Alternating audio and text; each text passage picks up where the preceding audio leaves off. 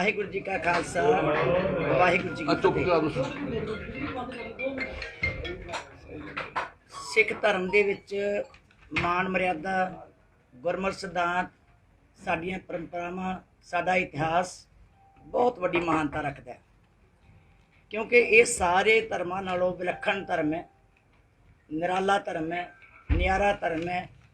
इहदियां सोचां भी ते इहदियां विधियां भी इहदे सिद्धांत भी दुनिया नालों नवेकले। हर धर्म का व्यक्ति जिहड़ा है वो अपने धर्म वास्ते मर मिटण लई तैयार हो जाता है।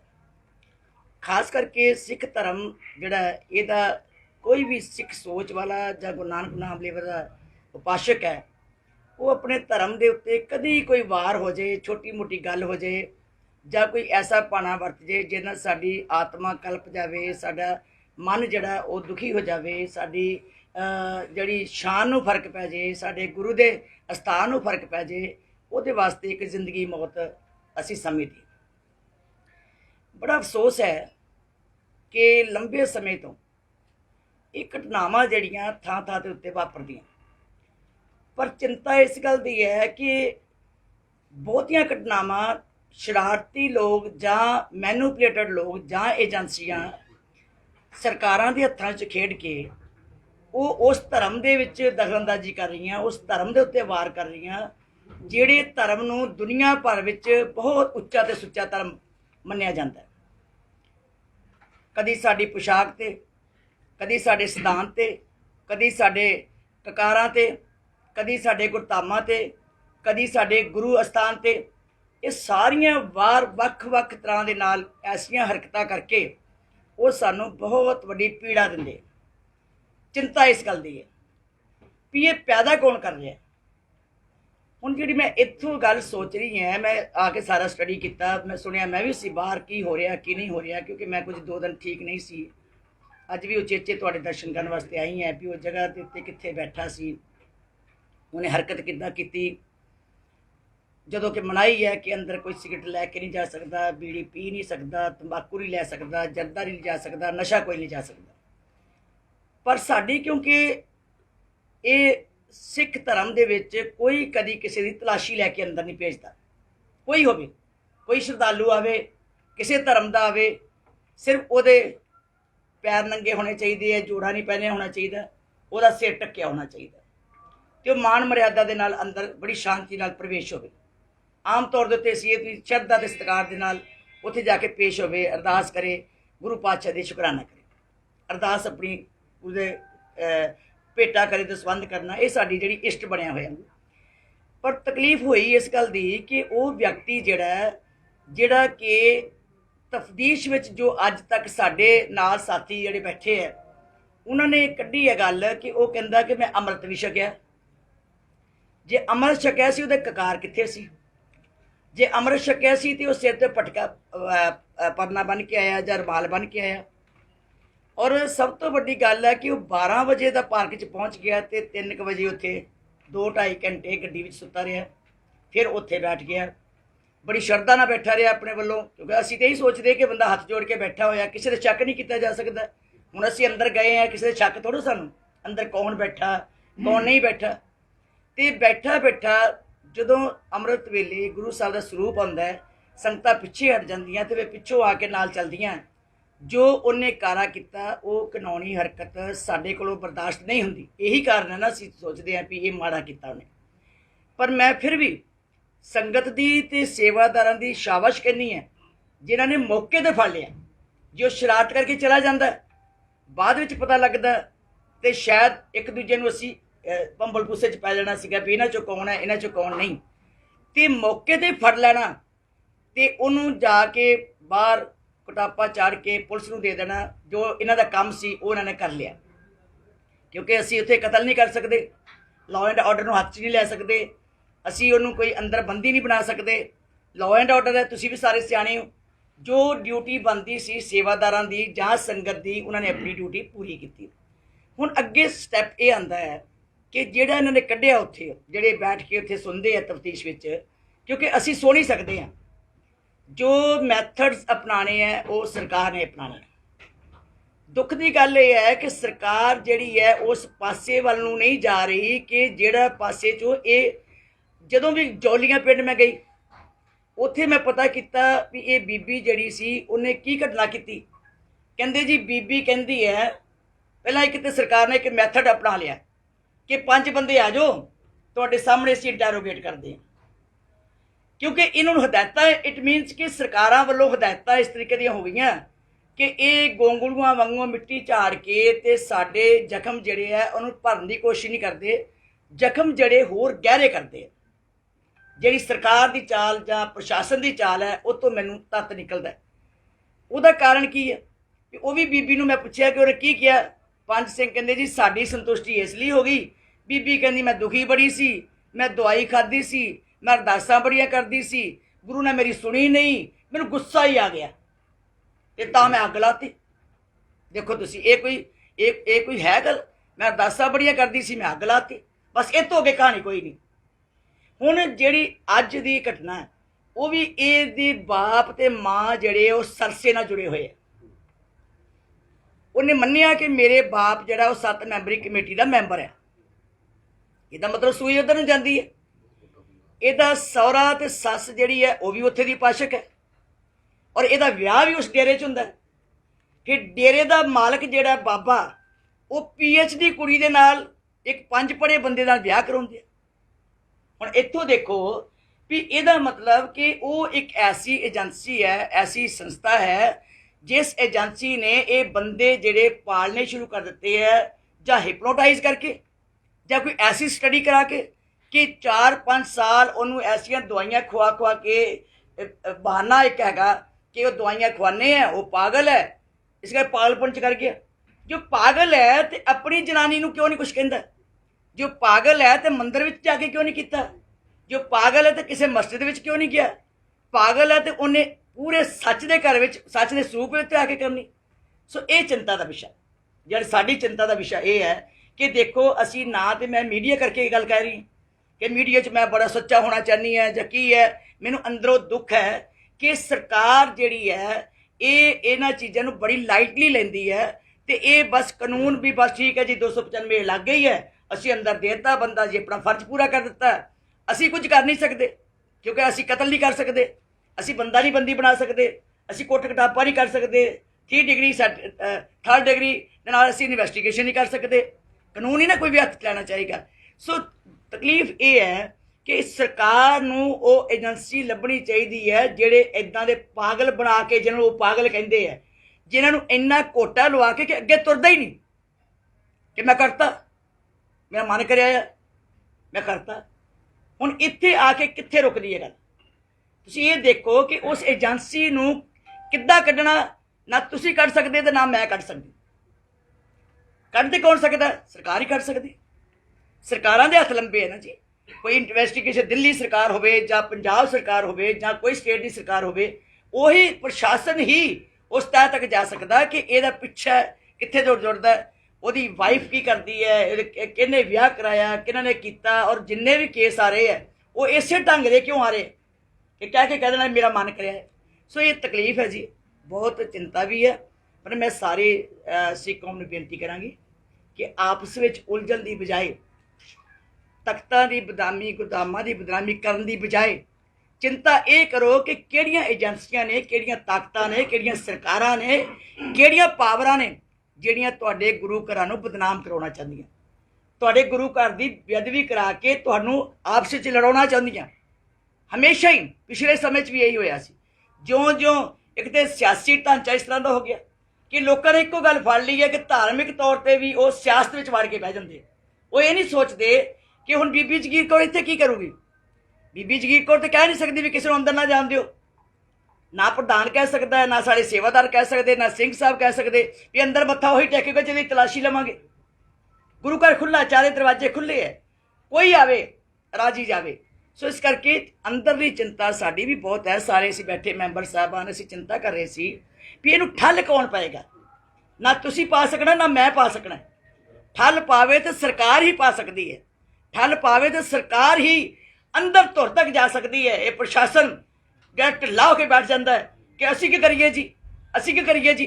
ਤਾਈਓ ਤੇ ਬੇੜਾ ਬੈਠਾ ਅੱਜ ਪੰਜਾਬ ਦਾ, ਤਾਈਓ ਤੇ ਅੱਜ ਪੰਜਾਬ ਦੇ ਚੱਪੇ ਚੱਪੇ ਉਹਦੇ ਉੱਤੇ ਅੱਜ ਜੇ ਦੁਖੀ ਹੋਏ ਲੋਕ ਬੈਠੇ ਆ।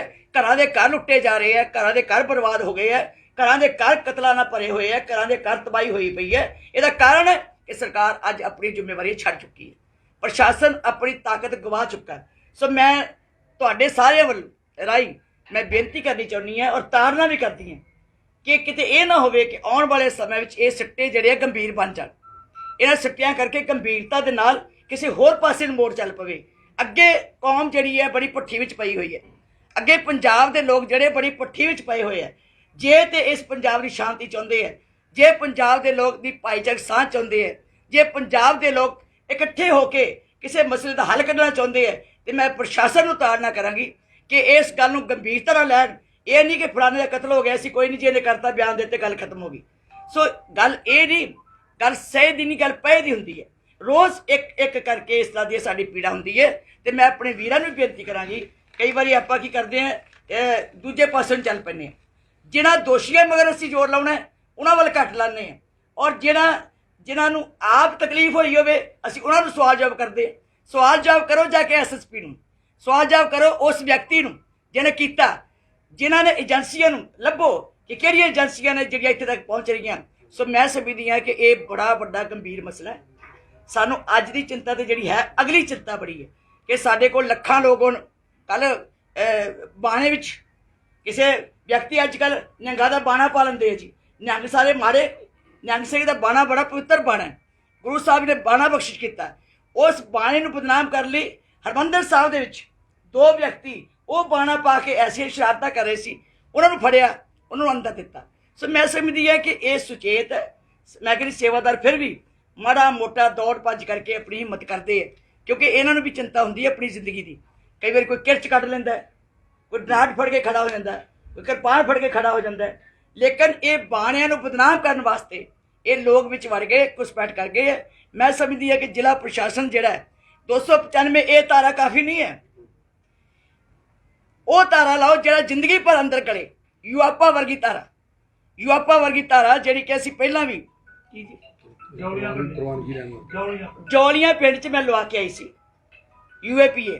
ਉਹ ਇਸ ਲਈ ਲਵਾਈ ਸੀ ਕਿ ਇਹਨਾਂ ਦੀ ਹਿੰਮਤ ਵੱਧ ਜਾਂਦੀ ਹੈ ਕਿ ਬਾਹਰ ਆ ਹੀ ਜਾਣਾ ਹੈ। ਅਸੀਂ 5 ਮੈਂਬਰੀ ਟੀਮ ਭੇਜੀ, ਉਹਨਾਂ ਯੂਆਪਾ ਲਵਾਇਆ। ਮੈਂ SSP ਸਾਹਿਬ ਨੂੰ ਇਹ ਬੇਨਤੀ ਕਰਾਂਗੀ ਕਿ ਇਮੀਡੀਏਟ ਤੇ ਯੂਆਪਾ ਲਵਾਓ, ਨਹੀਂ ਤਾਂ ਸਾਨੂੰ ਕੋਈ ਨਾ ਕੋਈ ਐਕਸ਼ਨ ਜਿਹੜਾ ਅੱਗੇ ਹੋ ਕੇ ਲੈਣਾ ਪਏਗਾ।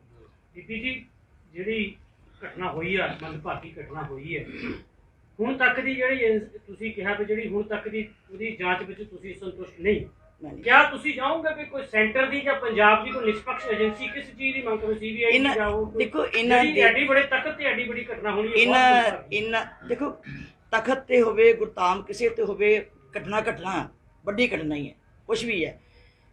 ਗੱਲ ਇਹ ਹੈ ਕਿ ਇਹਨਾਂ ਦੀ ਅਜੇ ਤੱਕ ਜਦ ਤੱਕ ਇਨਵੈਸਟੀਗੇਸ਼ਨ ਕੰਪਲੀਟ ਨਹੀਂ ਹੁੰਦੀ ਉਨੀ ਚਿਰ ਤੱਕ ਅਸੀਂ ਅਗਲੀ ਗੱਲ ਨਹੀਂ ਕਹਿ ਸਕਦੇ। ਜਦ ਤੱਕ ਇਨਵੈਸਟੀਗੇਸ਼ਨ ਕੰਪਲੀਟ ਹੋਏਗੀ, ਇਹ ਸਾਨੂੰ ਆਪਣੀ ਇਨਵੈਸਟੀਗੇਸ਼ਨ ਰਿਪੋਰਟ ਦੇਣਗੇ, ਉਸ ਤੋਂ ਬਾਅਦ ਅਸੀਂ ਅਗਲੀ ਗੱਲ ਕਰਾਂਗੇ। ਕੱਲ ਇੱਕ ਤਾਂ ਹੈ ਕਿ ਜਿਹੜੀ ਬਾਰ-ਬਾਰ ਗੁਰਦੁਆਰਾ ਸਾਹਿਬ ਨੂੰ ਤੁਸੀਂ ਨਿਸ਼ਾਨਾ ਬਣਾਇਆ ਜਾਂਦਾ, ਹਾਂਜੀ, ਇਹ ਕੀ ਸਿਰਜਣ ਦੀ ਕੋਸ਼ਿਸ਼ ਹੈ? ਕਿਉਂਕਿ ਬੀਤੇ ਵੀ ਚੋਣਾਂ ਤੋਂ ਕੁਝ ਸਮਾਂ ਪਹਿਲਾਂ ਹੀ ਘਟਨਾ ਹੋਈਆਂ ਸੀ, ਹੁਣ ਦੁਬਾਰਾ ਸ਼ੁਰੂ ਹੋ ਗਈਆਂ। ਤੇ ਦੂਜੀ, ਜਿਸ ਤਰ੍ਹਾਂ ਕਿ ਨਿਯਮਾਂ ਤਹਿਤ ਅਸੀਂ ਕਿਸੇ ਨੂੰ ਬਦਲ ਨਹੀਂ ਸਕਦੇ, ਜਾਣ ਤੋਂ ਰੋਕ ਨਹੀਂ ਸਕਦੇ, ਕਿਆ ਕੁਝ ਚੇਂਜਿੰਗ ਕਰ ਸਕਦੇ ਆ ਜਾਂ ਵਿਧਾਨ 'ਚ ਹੈ ਆਪਣੇ SGPC ਦੇ ਵੀ, ਜਿਸ ਤਰ੍ਹਾਂ ਅੰਦਰ ਜਾਂਦਾ ਕੋਈ? ਦੇਖੋ, ਗੁਰੂ ਦਾ ਸਿਧਾਂਤ ਇਹ ਹੈ ਕਿ ਸਾਰੀ ਸੰਗਤ ਸ਼ਰਧਾ ਦੇ ਨਾਲ, ਬੜੇ ਪਿਆਰ ਤੇ ਨਿਮਰਤਾ ਦੇ ਨਾਲ ਅੰਦਰ ਆਏ। ਵੱਧ ਤੋਂ ਵੱਧ ਅਸੀਂ ਇਹੀ ਕਰ ਸਕਦੇ ਹੁੰਦੇ, ਲਾਈਨਾਂ ਲਾ ਕੇ ਅੰਦਰ ਆਵੇ। ਸੇਵਾਦਾਰ ਅਸੀਂ ਰੋਕ ਨਹੀਂ ਸਕਦੇ, ਸੰਗਤ ਨੂੰ ਰੋਕਣਾ ਸਾਡੇ ਮੁਸ਼ਕਲ ਹੋ ਜਾਂਦਾ, ਕਿਉਂਕਿ ਸੰਗਤ ਦੀ ਸ਼ਰਧਾ ਨੂੰ ਵੀ ਠੇਸ ਪਹੁੰਚਦੀ। ਮਾੜਾ ਜਿਹਾ ਕਿਸੇ ਨੂੰ ਹੱਥ ਲਾ ਕੇ ਵੀ ਕਹਿ ਦੋ ਨਾ, ਰੁਕ ਜਾਓ, ਉੱਥੇ ਕਹਿੰਦੇ ਤੂੰ ਵੱਡਾ ਆ ਗਿਆ, ਮੈਨੂੰ ਨਹੀਂ ਪਤਾ ਗੁਰੂ ਘਰ ਦਾ, ਮੈਂ ਮੱਥਾ ਟੇਕਣਾ, ਸਾਨੂੰ ਵਿੱਚ ਕਿਉਂ ਰਿਚਣ ਪਾਉਂਦੇ ਹੋ? ਸੋ ਇਹ ਚੀਜ਼ਾਂ ਜਿਹੜੀਆਂ, ਕੋਈ ਗੱਲ ਨਹੀਂ, ਅਸੀਂ ਆਪੇ ਜੇ ਸਾਡੀ ਕੋਈ ਲੱਗਦਾ ਹੋਏਗਾ ਸਾਨੂੰ ਕਿਸ ਢੰਗ ਨਾਲ ਸੁਧਾਰ ਕਰਨੇ ਹੈ, ਸੁਧਾਰ ਕਰਾਂਗੇ। ਪਰ ਤਕਲੀਫ ਇਸ ਗੱਲ ਦੀ ਹੈ ਜੀ, ਹਰ ਇੱਕ ਵਿਅਕਤੀ ਦੇ ਉੱਤੇ ਅੱਖ ਨਹੀਂ ਰੱਖੀ ਜਾ ਸਕਦੀ।